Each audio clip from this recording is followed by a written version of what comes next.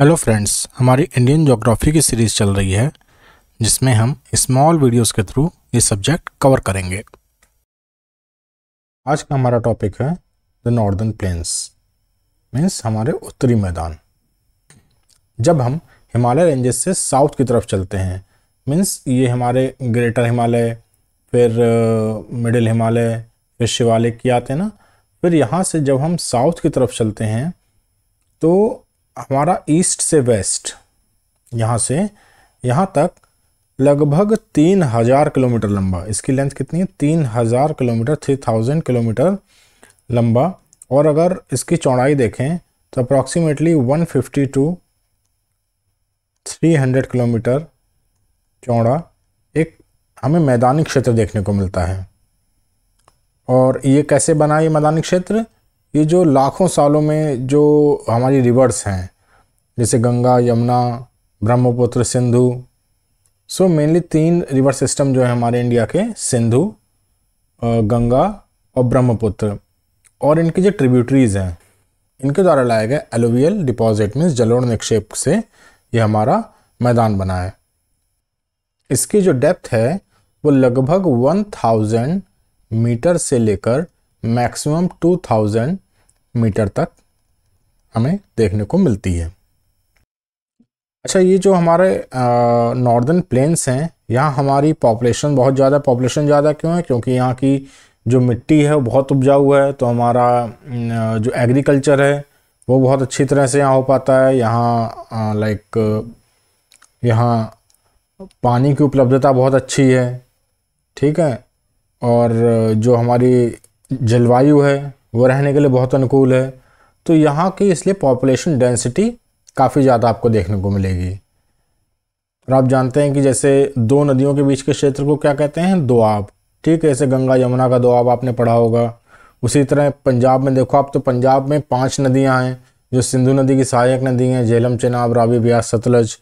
तो उनके बीच भी अलग अलग तरह के दोआब बनते हैं। जैसे अगर हम देखें तो रावी, और आप इसको कहीं नोट कर सकते हैं, जैसे रावी और चेनाब के बीच में हमारा हो जाएगा रचना दोआब। फर्स्ट लेटर इसका उठा लिया, फर्स्ट लेटर इसका उठा लिया है, रा और चा, तो रचना दोआब। इसी तरह आपका व्यास रिवर और सतलज के बीच में कौन सा बनता है? बिस्ट दोआब। यहाँ भी फर्स्ट लेटर उठा लिया है दोनों नदियों का, तो बिस्ट दोआब बन जाता है। चिनाब और झेलम के बीच में चाज दोआब। जैसे चिनाब है ना, चिनाब और झेलम, इसका भी फर्स्ट लेटर उठा लिया है, तो चाज दोआब। फिर व्यास और रावी के बीच में बारी दोआब। सिंधु झेलम के बीच में सिंधु सागर दोआब। तो इस तरह से अलग अलग नदियों के बीच में अलग अलग हमारे दोआब क्षेत्र अवेलेबल हैं, ठीक है। अगर हम नॉर्थ से साउथ चलें तो आप यहाँ देख सकते हो कि सबसे पहले जैसे आपका हिमालय के नीचे जो सबसे पहला एरिया आता है नॉर्दर्न प्लेन्स का, उसको कहते हैं भाबर। भाबर क्या होता है आपका? शिवालिक के फुटहिल्स में, मीन्स क्या कहेंगे हिंदी में, जो शिवालिक के पर्वतपदी गिरपदी क्षेत्र में, ये लगभग 8 to 10 किलोमीटर चौड़ाई में फैला हुआ क्षेत्र होता है। यहाँ क्या होता है, जैसे आपने देखा होगा कि जो जैसे आप हरिद्वार या ऋषिकेश जाओ तो आपको बहुत बड़े बड़े पत्थर के मैदान देखने को मिलेंगे, कंकड़ पत्थर ही केवल पड़े होंगे, तो उसको आप भावर कहते हैं, ठीक है। जैसे नदियाँ ऊपर से पहाड़ों से बड़े बड़े बोल्डर्स पत्थर लाकर यहाँ जमा कर देती हैं, और इसकी पारगम्यता बहुत ज़्यादा होती है, तो नदियाँ यहाँ क्या होती हैं? अंडरग्राउंड हो जाती हैं, नदियाँ यहाँ विलुप्त हो जाती हैं। तो ये आपका भाबर एरिया कहलाता है। इसके बाद यहाँ एक्चुअली क्या होता है कि खेती बिल्कुल नहीं हो सकती है, यहाँ पत्थर ही पत्थर होते हैं, तो खेती का नामो निशान नहीं होता है, बिल्कुल नहीं हो सकती है खेती। मेनली अगर आप वनस्पति में देखो तो बड़े बड़े पेड़ मिलेंगे आपको यहाँ, ठीक है।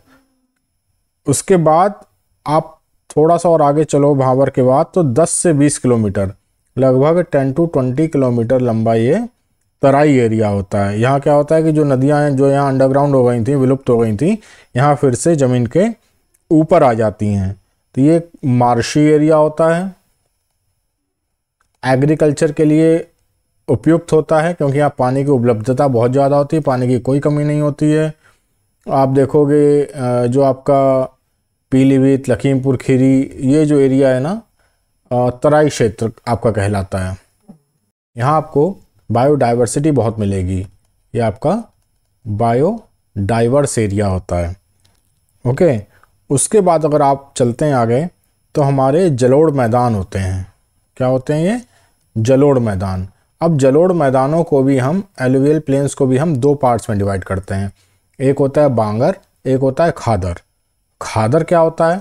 जो हमारी रिवर वैली होती है, ठीक है, जहाँ हमारी रिवर फ्लो करती है, उसके आसपास के एरिया में हर साल जैसे बाढ़ आ जाती है, तो बाढ़ आ जाती है तो जो एलुवियल डिपॉजिट होते हैं, जलोढ़ निक्षेप होते हैं, ये रिवर यहाँ हर साल कुछ ना कुछ जलोढ़ निक्षेप छोड़ देती है। तो ये जो इसके आसपास का एरिया होता है ना, जहाँ नदी बहती है, ये काफ़ी उपजाऊ हो जाता है।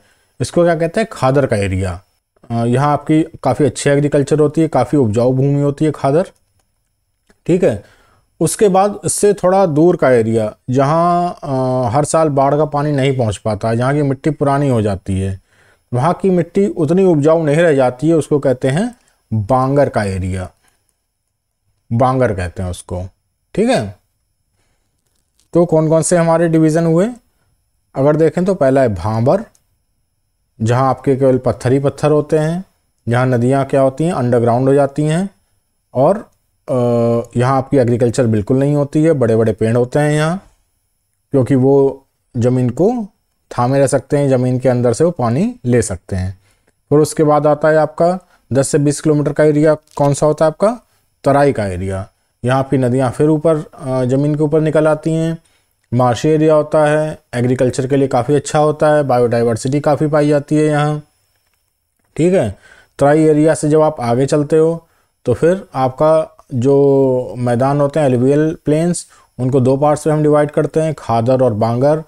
जो नदी के आसपास का एरिया होता है, जहाँ बाढ़ हर साल आती है, जहाँ हर साल नए एलुवियल डिपॉजिट आते हैं, वो काफ़ी उपजाऊ होते हैं, उनको कहते हैं खादर एरिया।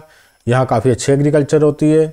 उसके बाद जो इससे थोड़ा दूर के प्लेन्स होते हैं, जहाँ हर साल बाढ़ नहीं पहुँच पाती है, जहाँ की मिट्टी पुरानी हो जाती है, उसकी उपजाऊ शक्ति घट जाती है, उसको कहते हैं हमारा बांगर का एरिया। तो ये आपके नॉर्दर्न प्लेन्स का डिवीज़न हो जाता है।